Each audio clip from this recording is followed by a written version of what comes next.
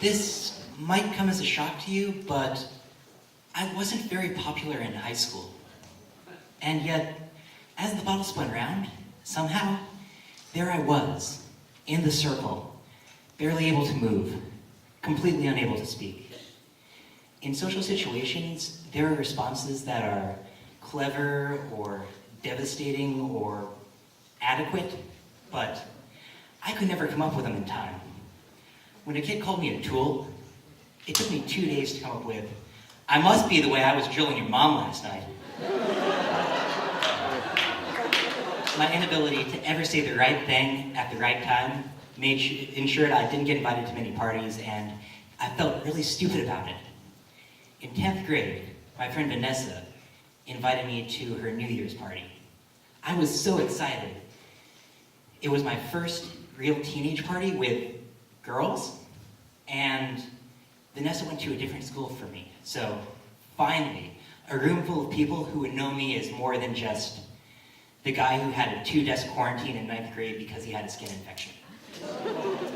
But it was intimidating too, because Vanessa went to the science and technology school. When her classmates were 13, they were lining up references and building resumes. They were the cream of the crop. When I was 13, I was putting bologna on cars to see if it would make the paint peel, which, to my credit, was a kind of a science experiment.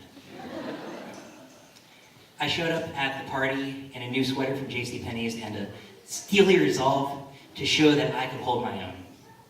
We gathered in the basement while the adults were upstairs. There was Vanessa, her best friend Min, and a couple of their classmates. In conversation, everyone was talking about Min's boyfriend, Rocco. He was out of town for the holidays, but everyone said that Rocco would never be able to handle a party like this, how he would just hide in a corner and chug Mountain Dew. I laughed, but it was the kind you have when you are determined to never be the butt of a joke at a party you can't attend. You know, that Mitt Romney, ha ha ha. Vanessa pulled out some board games. Here was my chance to prove that I could be with the smart kids. And to do that, I cheated at every opportunity. In categories, I peeked over shoulders and copied answers. Doing the senseless sketch in Cranium, I squinted instead of closing my eyes. In Trivial Pursuit, I kept accidentally knocking over the cards and peeking at the answers. At some point, we noticed we were all out of sparkling cider. Vanessa grabbed the empty container and, in a bold move of earth-shattering originality, said, "Spin the bottle time." Things have been going great, but I never kissed a girl on the lips. My heart started racing, and I was excited. Every time that I had a crush, my best friend, the 6'3" guy who always wore shorts in the winter when it was snowing, this was not Steve, by the way, was also interested in her, and me being a beta male, I was deferred to him. But he wasn't here tonight. This was my chance.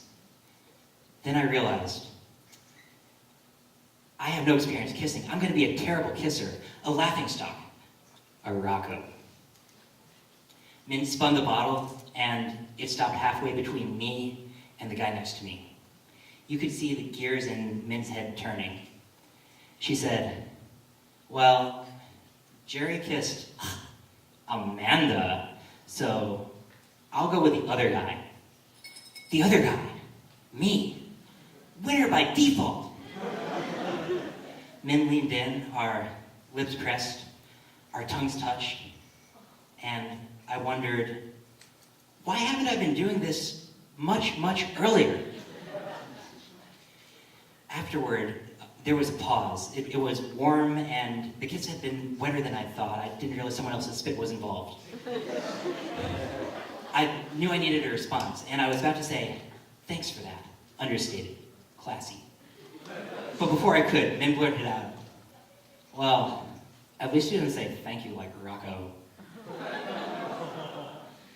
That whole night, I had been completely, wrong-headedly self-conscious. I was trying to pass myself off as someone who was smarter, more worldly, and better at board games than I actually was. I left that night.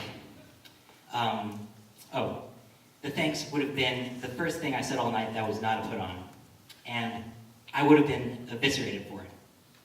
I left that night feeling vindicated, but still single, which was probably for the best. Somehow, I don't think that Rocco was enjoying being in a relationship all that much.